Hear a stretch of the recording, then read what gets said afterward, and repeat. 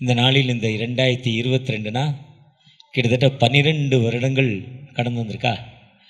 இயேசு கிறிஸ்து சீஷர்கள் 12, வருஷத்தின் மாதங்கள் 12 வயது சிறுமி உயிரோடு எழுந்தார்.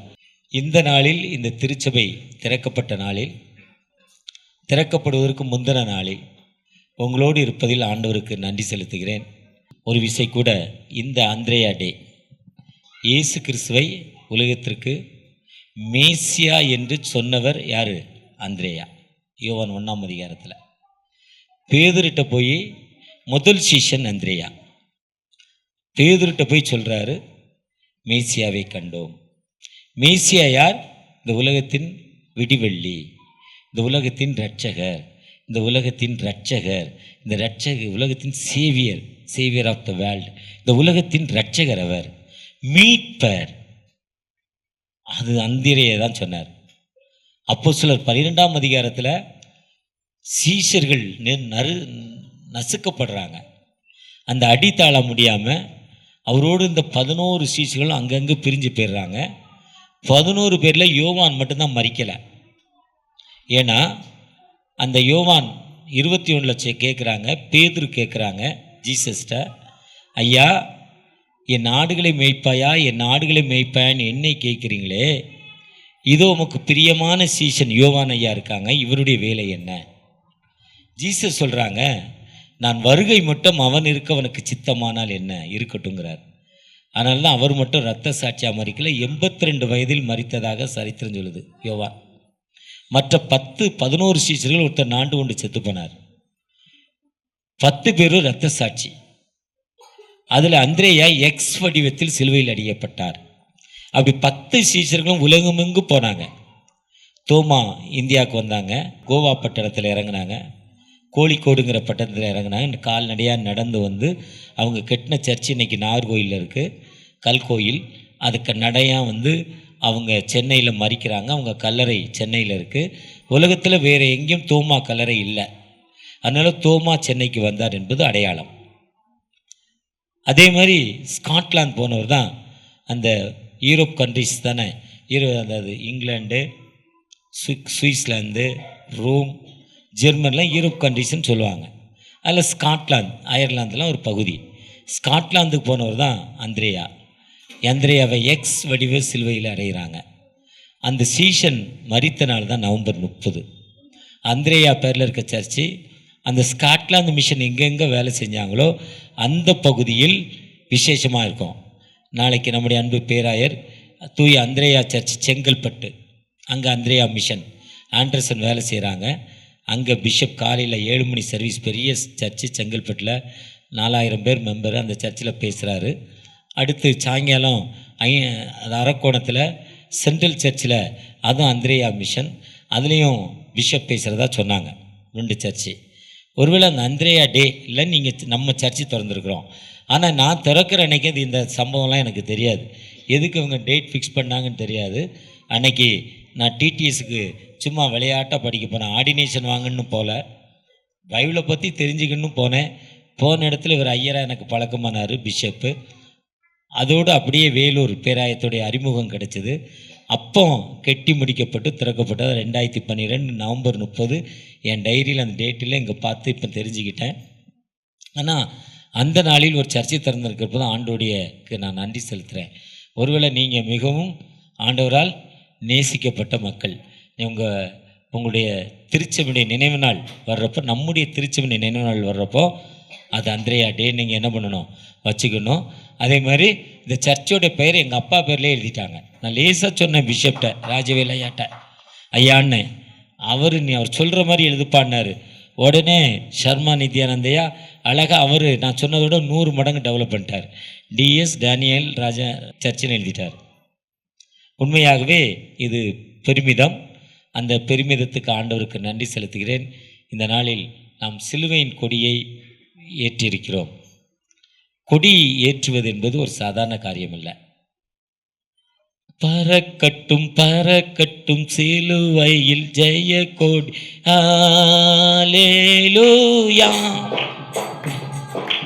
உயரட்டும் உயரட்டும் இயேசுவின் திருநாமம், வெற்றியின் அடையாளம் தான் கொடி. இது எங்களுடைய தேசம் என்று சொல்வதுதான் கொடி. தூரமாக இருந்து பார்க்குறவங்களுக்கு அந்த கொடி பறக்கிறப்போ இந்த தேசத்தை அவங்க பிடிச்சிருக்காங்க என்று சொல்வதுதான் கொடி. உயர்ந்து பறப்பது கொடி, ஃப்ளாக் ஆக்ஷன். இந்த கொடி ஏற்றுவது என்பது ஒரு சாதாரண காரியம் இல்லை. ஆண்டவர் என் வாழ்க்கையில் கொடியேற்றி விட்டார். எப்படின்னா, ஒரு அப்பா அம்மா இல்லை, பையன் செல்லமாக வளர்க்குறார். அம்மா இல்லை, ஒரே பிள்ளை, நிறைய சொத்துக்கள், நிறையா கார், பங்களா, ஆடம்பரம், தொழில், பேங்க் ஃபிக்ஸட், எல்லாமே நிறையா இருக்குது. ஒரு மனிதன் எப்படி வாழ்க்கையில் முன்னேற முடியும்னா, வேர்ல்டு மார்க்கெட்டில் எவ்வளோ ஷேர் ஹோல்டு வச்சுருக்கானோ இவ்வளோ ஷேர் ஹோல்டரை வச்சுருந்தா தான் அவன் பெரிய ஆளாக முடியுமா. லேட்டஸ்ட்டாக முந்தா நாள் ஒருத்தர் சொன்னார், உலக அளவில் ஷேர், பெரிய பெரிய கம்பெனியுடைய ஷேர் இவ்வளோ வச்சுருக்கிறாரு, அவர் தான் பெரிய ஆளுன்னு காட்டுவாரா. சொல்ல முடியுமா? அவங்க தான் அந்தஸ்தில் பெரிய ஆக முடியுமா? அப்படி அந்த அப்பா நிறைய அந்தஸ்து, உலக அளவில் பெரிய ஆள். அவருடைய ஒரே மகன் ரொம்ப செல்லமாக வளர்க்குறாரு. ஆடம்பரமான கார், கையில் ஏடிஎம், டெபிட் கார்டு, எந்த ஹோட்டல் எங்கே போனாலும் அவர் லக்ஸரி, ஃப்ரெண்ட்ஸு, பணம், அப்படி வாரி போட்டு செலவு பண்ணக்கூடிய அளவுக்கு ஆண்டவர் அவருக்கு நிறையா வசதியை கொடுத்துருக்கிறார். உலக பிரகாரம் நண்பர்கள் கூடி வர்றப்போ உலக பிரகாரம் அனைத்து தீய பழக்கங்களும் அவருக்குள்ளே வந்துருச்சு. அந்த தீய பழக்கத்தின்படி அவர் எப்போவுமே தாதா, ஏன்னா செலவு பண்ணுறவர், எப்போவுமே செலவு காசு வச்சுருக்கவனை உயர்த்தி காட்டுவாங்க. காசு இல்லாதாண்டி ஓரமாக உட்காருவாங்க. யாக்கோபில் சொல்கிறார், பொன் மோதிரம், மினுக்கான வஸ்திரம் வச்சுருக்கவனை பார்த்து இங்கே உட்காருங்கிறாங்க, கந்தையான ஒரு பணிதனை பார்த்து வெளியில் உட்காருங்கிறாங்க. இது உலகம், வேர்ல்டு. இது ப்ராக்டிக்கலாக எல்லாத்துலேயும் இருக்குது. அப்படி அவன் பொன் மினுக்கான மனிதர். ஒரு நாள் மாலை நேரம், இதே மாதிரி பளபளன்னு இருட்டுற நேரம், மினு இருட்டுற நேரம், நண்பர்களோடு உட்காந்து அந்த பாலத்தில் உட்காந்து, கிராமங்களுக்கு போகிறப்போ சின்ன சின்ன பாலங்கள் இருக்கும், தண்ணி போகிற பாலங்கள், அதுக்கு பேர் என்னவோ சொல்லுவாங்க. அதில் மேலே உட்காந்து நண்பர்களோடு மது அறிந்து கொண்டு இருக்கிறார். அப்போ பேச்சு வார்த்தையில் ஒரு நண்பரோடு போட்டி போடு வருது. அவன் நீ என்னடா பெரிய ஆளாங்கிறான், இவன் உண்மையிலே பணம் வச்சுருக்கிறான், பெரிய ஆள், இவனுக்கும் போத அவனுக்குள்ளும் போத, ரெண்டு பேருக்குள்ளும் மூணாவது ஒரு அரக்கன் ரெண்டு பேருக்குள்ளேயும் இருக்கிறான். இந்த பணக்கார தம்பி என்ன பண்ணாட்டு அவன் கையில் வச்சுருந்த பாட்டிலை உடைக்கிறாரு. உடைச்சிட்டு அவன் பயத்தில் குத்துறாரு. குத்துறோன்னே அவனுடைய உடம்பிலிருந்து ரத்தம் பீரிட்டு இவன் மேலே அடிக்குது. பீரிட்டி அடிச்சோன்னா ஐயோ ஐயோன்னு சத்தம் போடுறான். அப்போ அவனுடைய ரத்தம் மேலே அடித்து அவன் சத்தம் போட்டு கீழே விழுந்தோடனே அவன் இறந்து விட்டாருங்கிறதால இவருடைய போதை தெளிந்து விட்டது. உடனே தன்னை காப்பாற்றி கொள்ள தன் தகப்பனை நோக்கி ஓடிக்கொண்டிருக்கிறான். அவன் சத்தத்தை கேட்டு பக்கத்தில் இருக்க கிராமத்து மக்கள் கடந்து வர்றாங்க.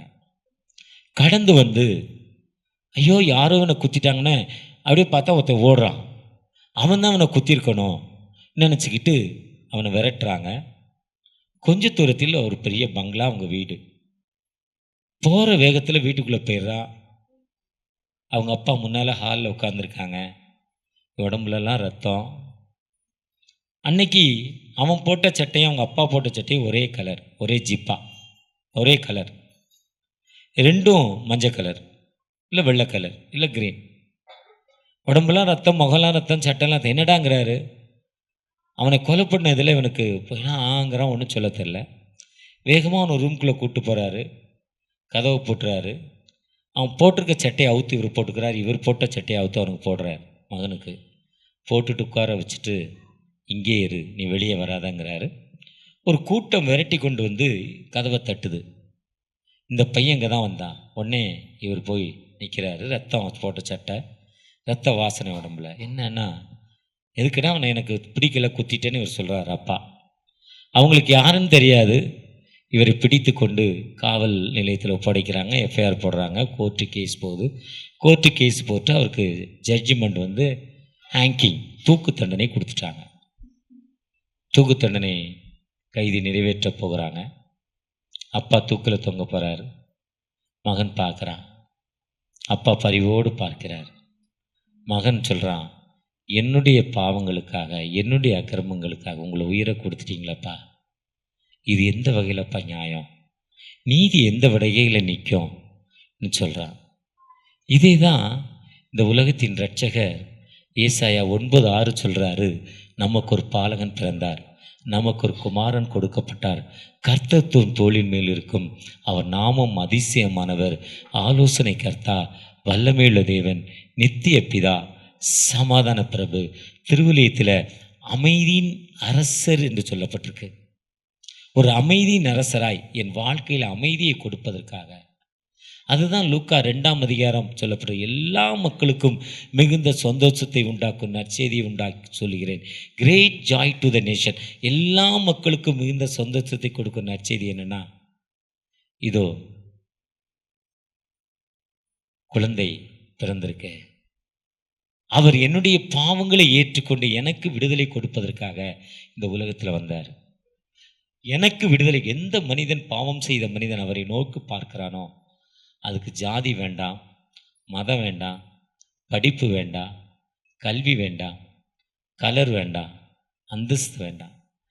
தன்னை வேதனை, துன்பம், மரணம் நேரத்தில் எந்த மனிதன் அவரை நோக்கி பார்க்கிறானோ அந்த மனிதனுக்கு விடுதலை கொடுக்க ஆயத்தமுள்ள மனிதனாய் காணப்படுகிறார்.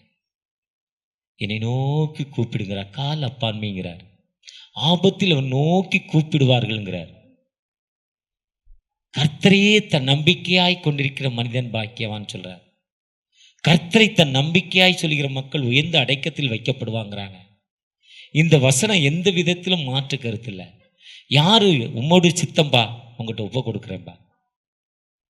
நம்ம எந்த நிலையில இருந்தாலும், ஒருவேளை நான் நிறைய பாவம் பண்ணிட்டேன், என் மனைவியை அடித்து கொன்னுட்டேன், இல்லை என் சகோதரன் சொத்துக்களை ஏமாத்திட்டேன், இல்லை உலக பிரகாரமாக ஒருத்தரை ஏமாத்திருக்கிறேன், நான் இந்த விதமான பாவம் பண்ணிட்டேன், அந்த பாவம் என் உள்ளத்தில் இருக்குது, எனக்கு விடுதலை இல்லையா, இனி ஏக்கத்தோடு எனக்கு கிடைக்குமா, இந்த சுகம் கிடைக்குமான்னு கேட்கிறப்போ, அதுதான் சங்கீதம் 51 சொல்கிறாரு, தேவனே உமது கிருபையின்படி இறங்கும், அக்கிரமங்களினாலும் பாவங்களினாலும் மரித்த எங்களை உம்முடைய சமூகத்தை விட்டு எங்களை தள்ளாதீங்கப்பா.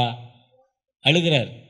என் தாய் என்னை பாவத்தில் கற்பந்தரித்தாள், ஈசோப்பினால் என்னை சுத்திகரியங்கப்பா, எனக்கு விடுதலை கொடுங்க, என்னை ஆசீர்வதிங்கன்னு அந்த தாவீது சொல்றார்.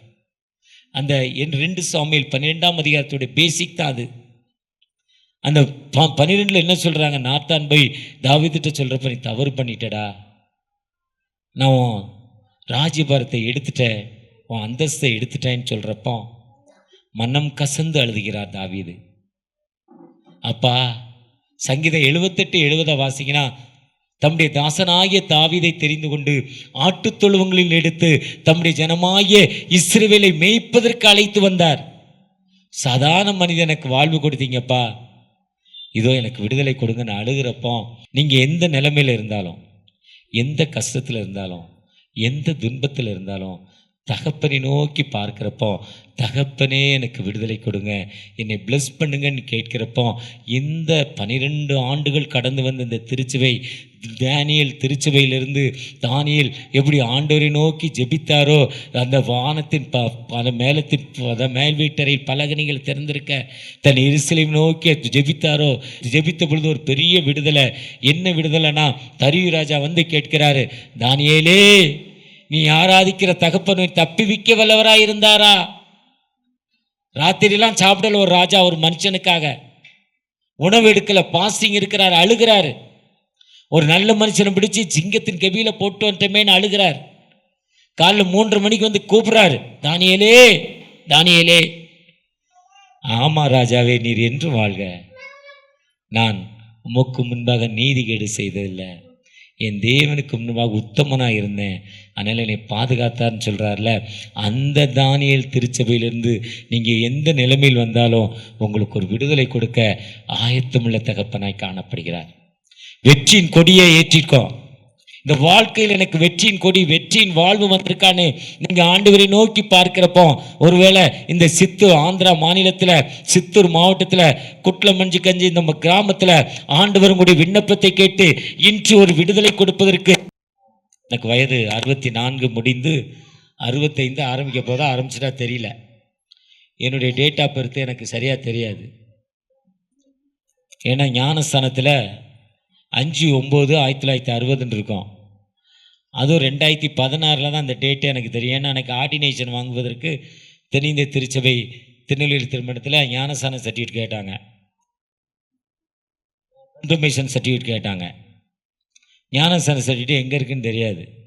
அம்மா இல்லை, அப்பாலாம் இறந்துட்டாங்க. நாங்கள் ஒரு கை நாட்டு அம்மா அப்பா. ஏதோ கோயிலுக்கு கொண்டு போனாங்க. அங்கே இருக்க ஒரு தலையில் தண்ணியை தொளிச்சுட்டு ஏதோ ஒரு தேதி எழுதியிருப்பார் அந்த உபதேசியார். ஸ்கூலுக்கு கூப்பிட்டு போனாங்க. வயசு 5 வருஷம் 6 வயசு ஆயிருக்கணும் ஒன்றாப்புக்கு. அதுக்கு தகுந்த மாதிரி 17/12/59 போட்டாங்க பிறந்த தேதியை. அதுக்கும் ஏன் சம்மந்தமே கிடையாது. எங்கள் அம்மா சொல்லுவாங்க, குற்றாலத்தில் பண்டிகைப்பா, எனக்கு நீ 8வது பிள்ளை, 7 பிள்ளையில் நான் 3 பேர் இருந்தாங்க, 4 பேர் இறந்துட்டாங்க. நீ 8வது பிள்ளை, 3 ஆம்பளை பிள்ளைய, நீ 3வது 4வது பொம்பளை பிள்ளைன்னு நினச்சிக்கிட்டே இருந்தோம். அதுக்குள்ளே குற்றாலம் பண்டிகை வந்துருச்சு. எல்லோரும் மாட்டு வண்டியை கட்டிட்டு குற்றாலம் பண்டிகைக்கு போயிட்டாங்க. 3 நாள் சாப்பாட்டுக்கு தோசை சுட்டு, 3 நாளுக்கு தேவையான தோசையை வீட்டில் 3 நாளைக்கு முன்னாலே சுட்டு அந்த ஓலைப்பெட்டியில் வச்சு, ஓலையில் வச்சு பின்ன பெட்டியில் வச்சு அந்த ஒரிஜினல் டேஸ்ட்டு. அதுக்கு சட்னி எதுனா எள்ளு பொடி தான். எள்ளும் புளியும் உப்பும் தான், வத்தலும் 4 தான் இருக்கும். எத்தனை நாள்னாலும் வாசனை அப்படியே இருக்கும். எல்லோரும் போயிட்டாங்க, என்னை தனியாக விட்டுட்டு. தனியாக நான் இருக்கப்போ நீ இப்போ திடீர்னு பிறந்துட்டேன், ஆம்பளை பையன் ஆகிட்டேன். அதனால் குற்றாலம் பண்டிகை நடந்ததை வச்சு அந்த தேதி தான் எனக்கு தேதி. அது கிட்டத்தட்ட 5/9 இருக்கும்னு நினைக்கிறேன். அதை போய் அந்த தேதியை கன்ஃபார்ம் பண்ண எனக்கு தெரியும். நேரம் டைம் இல்லை, கேட்டேன் 2 3 ஐயர்கிட்ட. இதுதான் நம்முடைய லைஃப். அப்போ என் வயசு கிட்டத்தட்ட 64 முடிஞ்சு 65 ஆகிட்டு இருக்குன்னு ஒரு கணக்கு எனக்கு. நான் 35 வருஷம் ஒரு டயபெட்டிக் பேஷண்ட்டு. நான் எத்தனை வருஷமா? 35 வருஷமாக டயபெட்டிக்கு. என் வயசில் பாதி நாள் டயபெட்டிக் தான். இப்போ அவர்கிட்ட ஒரு கேக் வாங்கி கொடுன்னேன் சாம் மாமாட்ட, மறந்தே வந்துட்டார். ஆனால் எனக்கு மறக்கல A1 கேக்கு. அவங்க வீட்டுக்கு ஆர்த்தரையா வீட்டுக்கு போயிருந்தேன் போன மாதம். அந்த எங்கேருந்து பெங்களூர்லேருந்து ஒரு ஸ்நாக்ஸ் கொண்டாந்து கொடுத்தாரு. அண்ணே எங்கேயும் வழியில் விட்டுறாத, உன் பிள்ளைகளுக்கு கொண்டே கொடுனார். நாங்கள் அன்றைக்கி ஏற்காடு போனோம். நாங்கள் போய் ஏற்காடில் வச்சுட்டு நான் காலையில் எங்கேயோ போயிட்டேன், தூங்கிட்டேன். என் பிள்ளைங்க பேர பிள்ளைங்க எடுத்து 10 நிமிஷத்தில் காலி பண்ணிட்டான். என் ஒய்ஃப் சொல்கிறாங்க, மூத்த பேரனுக்கு பேத்தி 4வது படிக்கிறா, அப்போ வயசு பார்த்துக்கோங்களேன், எனக்கு தெரியல. மூத்த பேத்தி, கடைசி பேத்தி 2.5 வயசு. அப்படி வச்சோன்னு ஒரே ரவுண்டில் காலியாகிட்டுப்பா, இதேமாதிரி என்றைக்குமே நம்ம வீட்டில் காலியாகல பண்ணாங்க. அப்போ ஆர்த்தர் ஐயாவுக்கு நன்றி சொல்லிக்கிட்டா. நான் அவர்கிட்டையும் சொல்லலை. அவர் எனக்கு கொடுக்க பெங்களூர்லேருந்து வாங்கிட்டு வந்தார். ஆனால் எனக்கு என்ன இல்லை, கொடுப்பனும் இல்லை. அங்கே வேலூர் வந்தால் அந்த ஆனந்தா ஸ்வீட்டு ரொம்ப நம்பர் 1 தெரியும் எனக்கு. அந்த ராணிப்பேட்டைக்கு போனால் அங்கே ஒரு கேக் கடை தெரியும். அங்கே போனால் கேசி தாஸ், கல்கட்டா போனால் கேசி தாஸ் ரசகுல்லான்னு தெரியும். தூத்துக்குடி போனால் ஞானம் பேக்கரி மெக்ரோன்னு தெரியும். திருநெல்வேலி போனால் இருட்டுக்கடை அல்வான்னு தெரியும். இப்படி ஒவ்வொரு ஊர்லேயும் என்னென்ன ஃபேமஸ். திருச்சிக்கு போனால் ஒரு கடையில் முறுக்கு ரொம்ப சூப்பராக இருக்கும். இப்படி எல்லா ஊர்லேயும் தெரிஞ்சு வச்சுருப்பான். ஆனால் என்னையால் என்ன பண்ண முடியாது, பார்க்க தான் முடியும். இந்த நிலைமையில் கடந்த 3 மாதத்துக்கு முன்னால் 3 மாதமாக சற்று பலவீனப்பட்டுக்கிட்டே இருக்கிறேன். சற்று எடை லெஸ் ஆகுது, கை வலிக்குது, கால் வலிக்குது. நான் நினச்சிக்கிட்டேன் வயசு 60க்கு மேலே ரிட்டைர்மெண்ட்டு, நம்ம ரிட்டையர்ட் ஆகலை, அதனால் வலின்னு நினச்சி டயட் கண்ட்ரோலில். அப்புறம் திடீர்னு ஒரு நாள் ரொம்ப மோசமாகிட்டு, ராத்திரிலாம் தூக்கம் வரல, ரொம்ப ஒரு மாதிரி இருந்துச்சு.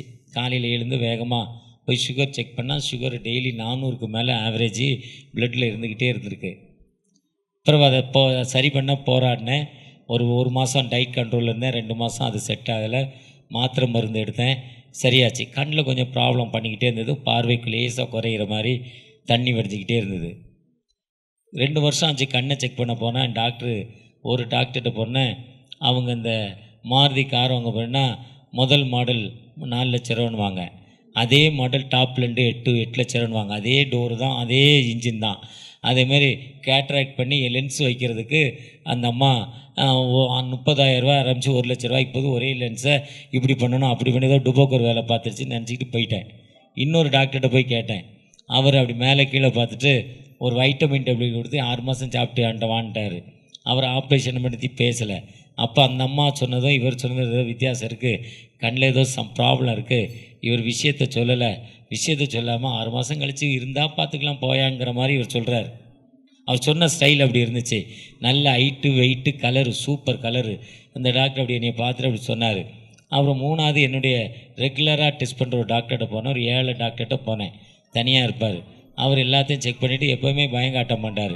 லாஸ்ட் டைம் போயிருக்கப்போ என் மனைவி சொல்கிறாங்க, ரிப்போர்ட் பண்ணுறாங்க அவர்கிட்ட, ஐயா இவர் சொன்னதே கேட்க மாட்டுறாரு, ஸ்வீட் சாப்பிட்றாரு, கேக் சாப்பிட்றாரு, சர்க்கரை சாப்பிட்றாரு, காப்பி குடிக்கிறாரு, சொல்லி விடுங்கன்னாரு. அதே டாக்டர் சொன்னார், ஒன்றும் செய்யாதமா போங்கம்மான்ட்டார். அவருக்கு ஒன்றும் பண்ணாது, நீங்கள் போங்கம்மான்ட்டார். எங்கள் மனைவி ஒரு மாதிரி ஆயிட்டாங்க. ஆனால் அதே டாக்டர் கேட்குறாரு, 15 வருஷமாக உங்களுக்கு கண்ணுக்கு ஒரு செக்கப் எடுத்தோம், அது எங்கே வச்சுருக்கீங்கன்னு கேட்குறாரு. 3வது டாக்டர்கிட்ட பார்க்குறப்போ முதல் டாக்டர் பார்த்ததை எந்த டாக்டர்கிட்டையும் நான் சொல்லலை, என்ன சொல்கிறாங்கிறது ஸ்டடி பண்ணுறதுக்கு தான். நான் ஒரு பிஸ்னஸ் மேன், என் மைண்ட் செட் அப்படி தான் இருக்கும், யாரையும் திடீர்னு நம்ப மாட்டேன். அப்போ அவர்கிட்ட சொல்கிறேன் இதே மாதிரி. அப்போ சொல்கிறாரு, அண்ணாச்சி உங்கள் கண் உங்களுக்கு பார்வை இந்த கண்ணு தெரியுதுன்னா அது கடவுளுடைய கிருபை. எந்த விதத்திலும் அது உள்ள ஒரு லென்ஸ், முடியளவு ஒரு லென்ஸ் இருக்குது, அந்த முடியளவு இருக்கிறதுல 9 விழுக்காடு கெட்டு போச்சு. உங்களுக்கு 4 விழுக்காடு கெட்டினா பார்வை நின்றோம், உங்களுக்கு 9 விழுக்காடு கழிஞ்சி பார்வை தெரியுதுன்னா ஆண்டோடைய கிருபை. நீங்கள் சுகரை சரி பண்ணுங்கன்னார். அதுதான் நான் ஆண்டவர் என்னை மீட்டெடுத்து இன்றைக்கி என்ன பண்ணார், எனக்கு சிலுவையில் வெற்றி கொடுத்துருக்கிறார். அந்த ஆண்டவர் நம்மோடு கடந்து வந்திருக்கிறார். சொந்தம் என்று சொல்லிக்கொள்ள உம்மை விட யாருமில்லை, சொத்து என்று அள்ளிக்கொள்ள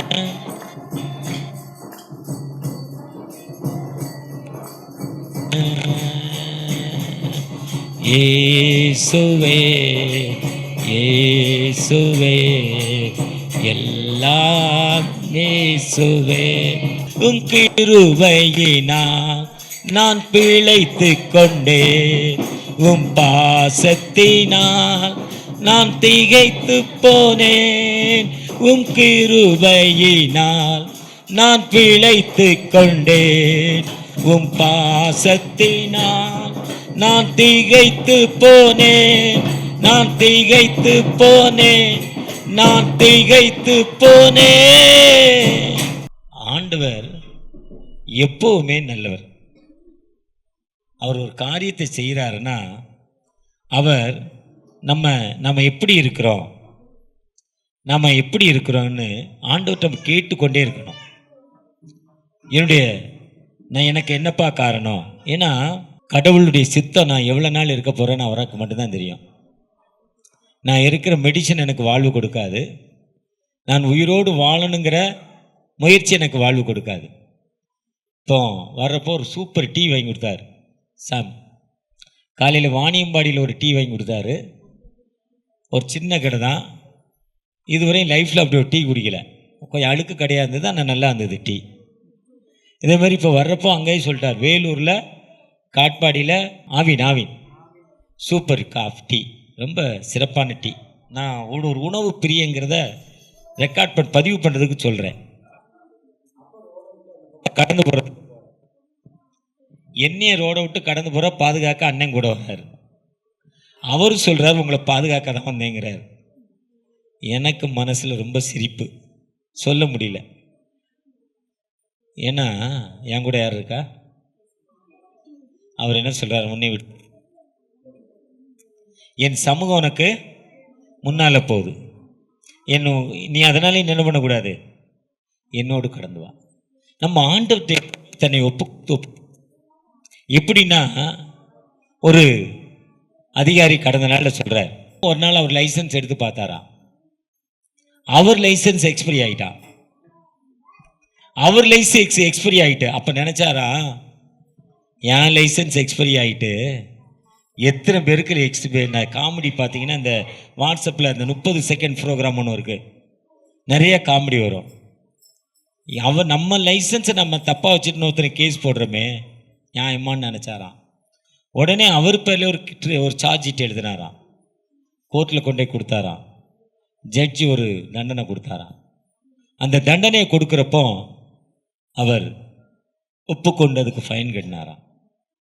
இதுதான் வேதம் என்ன சொல்லுதுன்னா, எசேக்கியேல் 18:32 சொல்றார், மனம் திரும்ப சிலுவை கொடியை ஏறினது மட்டுமல்ல, திரும்புகிற மக்களாய் நாம் காணப்பட வேண்டும். மனம் திரும்பணும்னா எசேக்கியேல் 16:43 சொல்ற, இளம் வயதின் பாவங்களை நினை. எசேக்கியேல் 16:43 சொல்றார், உன் இளைய வயதின் பாவங்களை நினை. மாலை ஆராதனையில, ஜெப புத்தகத்துல, தமிழ் புத்தகத்துல துன்மார்க்கன் தன் துன்மார்க்கத்தையும் சத்தமா படிப்பாங்க, ரொம்ப ஹையா படிப்பாங்க, ரொம்ப டேஸ்டா ரசிச்சு கேட்பேன். எதுக்கு ரசிச்சு கேட்டேன்னு தெரியல. ஆனா அந்த துன்மார்க்கன் தன் துன்மார்க்கத்தையும், ரோமர் 6:2 பாவத்துக்கு மறித்த நாம் இனி அதுல இருக்கக்கூடாதுன்னு சொல்றார். எசேக்கியேல் 16:43 இளைய பாவங்கள் என்னென்ன அப்படி நினைச்சு ஆண்டவர்கிட்ட போறப்போ, என் நீதி நிமித்தம் அவர் ரட்சிக்கலப்பா, நான் நல்லவங்கிறதுல நான் விளரவே வாழலை. அதுதான் உண்மை. என்னுடைய 64 வயது முடித்து 65வது வயது வரை வந்திருக்கேன்னா நான் நல்லவங்கிறது இல்லை. Corona pressure patient, cancer patient, sugar patient, corona என்ன ஆகும், ஈஸியாக அட்டாக் ஆகி ஈஸியாக செத்து போவாங்க. ஆனால் நான் கொரோனா காலத்தில் 10 நாள் 12 நாள் தான் வீட்டுக்குள்ளே இருந்தேன். அவர் வீட்டுக்குள்ளே இல்லை. மோஸ்ட்லி என்னுடைய பிஸ்னஸ் மேட்டராக வெளியே தான் இருந்திருக்கேன். என்ன கொரோனா நான் அறிகுறி வரல, வந்திருந்தால் செத்துருக்கலாம். எனக்கு ஆண்டவர் எனக்கு இவ்வளோ நாள் லைஃப்னு எழுதிட்டார். அதுதான் அன்னை கைப்பிடிச்சு அந்த ரோடை கடந்து கூப்பிட்டு வரப்போ, நான் எத்தனை நாள் இருக்க போகிறேன்னு அவருக்கு தெரியும், யாருக்கு தெரியும். ஆனால் அதுக்கு முன்னே நம்ம என்ன பண்ணணும், நம்ம ஆண்டவர்கிட்ட கொடுக்கணும். பாவங்களை மறைக்கிறவன் வாழ்வடைய மாட்டான். அதுதான் 1 கொரிந்தியர் 11:28 ஆண்டவருடைய சரீரத்தை இரத்தத்தையும் பெற்றுக்கொள்ளும்னு உன்னை நீ எக்ஸாம் பண்ணு, உன்னை சோதித்தறி நான் யார். அப்படி ஒவ்வொரு நாளும் நீங்கள் சோதித்தறிந்து வர்றப்போ தினமும் என் வாழ்க்கையில் வெற்றியின் கொடியை ஏற்றும் ஆண்டவர். என் வாழ்க்கையில் சுகர் 400க்கு மேலே வந்த எனக்கு டாக்டர்கிட்ட போனால் 3 இன்சுலின் 3 நாள் 3 தடவை உடம்புல ஓட்ட போடணுன்ட்டார். மாத்திரையெல்லாம் மாற்றி கொடுத்தாரு. கரெக்டாக 15 நாளைக்குள்ள என் மனைவி சொல்கிறாங்க, உங்களுடைய முகமே நல்லா சேஞ்ச் ஆகிருக்கு, சுகர் நார்மல் ஆகிருக்கு உங்களுக்குங்கிறாங்க. என் ஆண்டவர் என்னோடு இருக்கிறார்.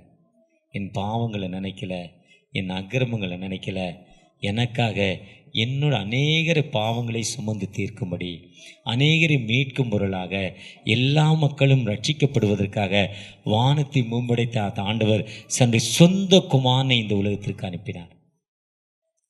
அதுதான் அந்த கம்யூனியன் சர்வீஸில், ஆம் பிதாவே நீர் பரிசுத்தர், நீ தோத்திரிக்கப்பட்டவர், நீர் எங்களில் அன்பு கூர்ந்து உம்முடைய சொந்த குமாரனை இந்த உலகத்திற்கு அனுப்பி எங்கள் தன்மையை தரித்து கொண்டு சிலுவையில் மரித்தாரே. சிலுவையில் மரித்தவர் உயிரோடு எழுந்து எங்களுடைய பாவங்களை, அநேகருடைய பாவங்களை மீட்பதற்காக அதை நினைவு கூறும்படி சரீரத்தை பிற்பதற்கு ஒப்பு கொடுத்தாரேன்னு சொல்கிறோம்.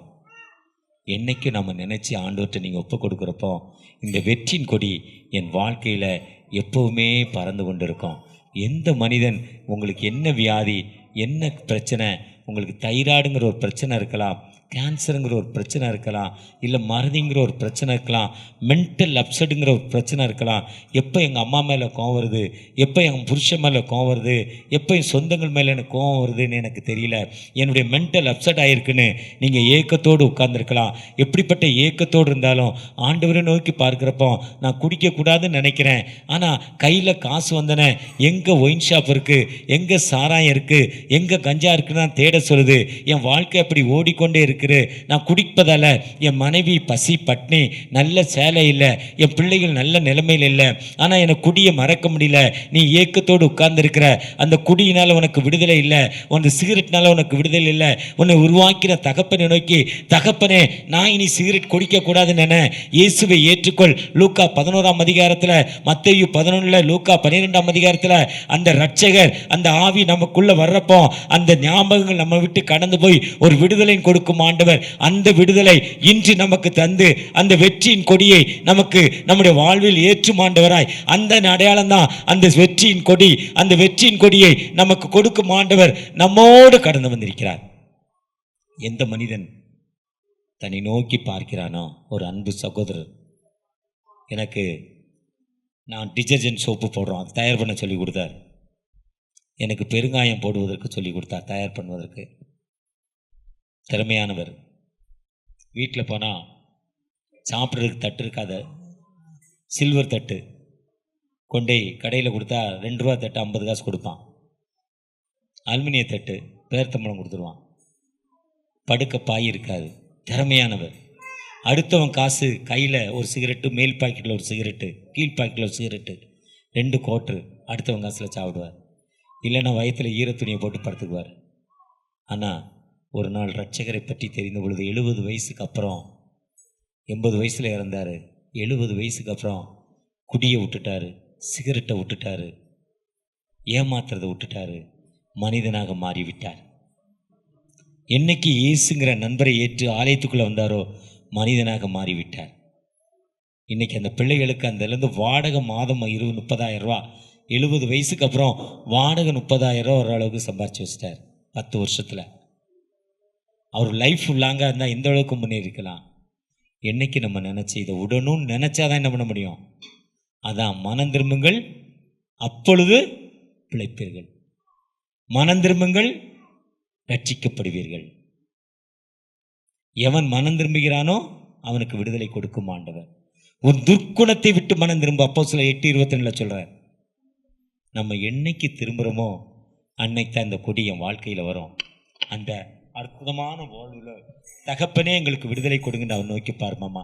ஆம் தகப்பனே, வேதனையோடு கண்ணீரோடு இருக்க அன்பு பிள்ளைகளை உமது கரத்தில் தருகிறேன்ப்பா.